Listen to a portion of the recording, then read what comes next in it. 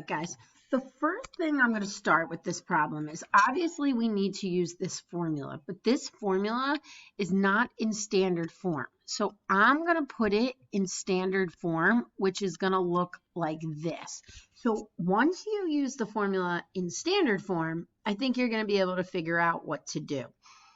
I'm telling you that a ball is being thrown up with an initial velocity of 48 feet per second. So we're assuming in these problems that everything's starting from the ground and a ball is getting thrown up and the ball is going to come back down.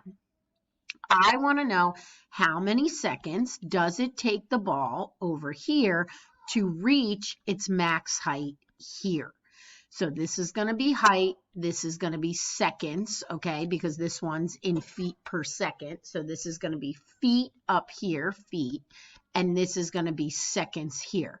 Well, what is this point? Because this point is going to tell me how many seconds over it took and how high it went. So we should know what that problem is. That's the maximum, which is also the vertex. So here in this problem, I tell you the velocity, which is going to be v in our problem. So now my problem's h equals negative 16t squared plus 48t. And now all I'm going to do is find the vertex. So how do I find the vertex? I take the opposite of 48 over 2 times negative 16. Okay, right? That's my value. So negative 48 divided by 2 times 16 is 1.5.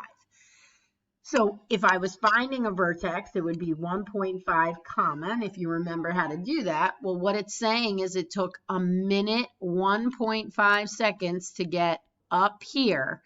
And now my next question asks, well, how high did it go? Which is the second part of my vertex. So all I'm going to do is take that 1.5, and the height is negative 16, 1.5 squared, plus 48 times 1.5. So my answer is, I'm going to type that in. Don't forget the negative, because velocity is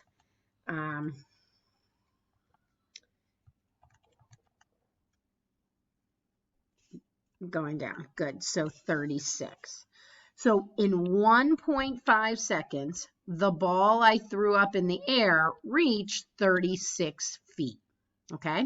And then this is a very simple question. So if it took 1.5 seconds, right? If we make this 1, however you want to do it, I could make this 1 and this 2, and so the ball went here, and then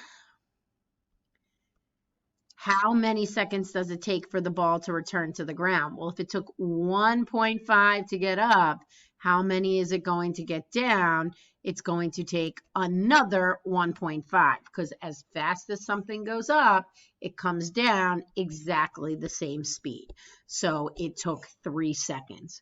1.5 to go up, 1.5 to come down, okay?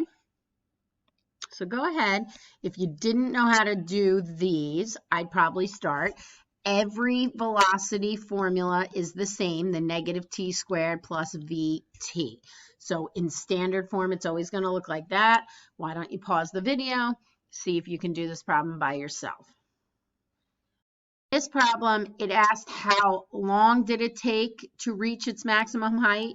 So that is just the first part of the vertex. So that's the opposite of 96 over 2 times negative 16. That's your answer. It didn't actually ask, it didn't ask for the maximum height, just so you know. And that answers 3. So then the question, so if it took 3 seconds, right, for it to get up this high, and if I knew the height, I could plug it back in, and then it says how long will it take to reach the ground. So if it took 3 to go up, it's going to take 3 to come down, and it's seconds. And the reason is it's seconds, it's because its velocity was in feet per second. Okay, this one's going to ask you how long will it take, and then how, okay, then it changes. A stone is here, then it says a rocket how long does it take for it to reach, and then what's the maximum height. So this, you're going to need the entire vertex, both parts. This one, you're only going to need the X value here. You're not going to need how high it is. So go ahead and try these, pause the video, practice these all by yourself, and then come back and check my answer key. All right, and you'll see here, it was 1.25 seconds. Here, the rocket, you just needed to find that it took 20 seconds, your first part of your vertex, then you plug it in to get the second part, which is 6,400 feet. And in problem 3, it asked how high does it go, which is actually the second part of the vertex. So I had to do the first part over here to get your 2.5 here, and I use that to plug back in, and this is the second part of the vertex. So hopefully you can understand those vertex problems. I have another practice you could try as well. One of these questions will probably be on your quiz. Thank you.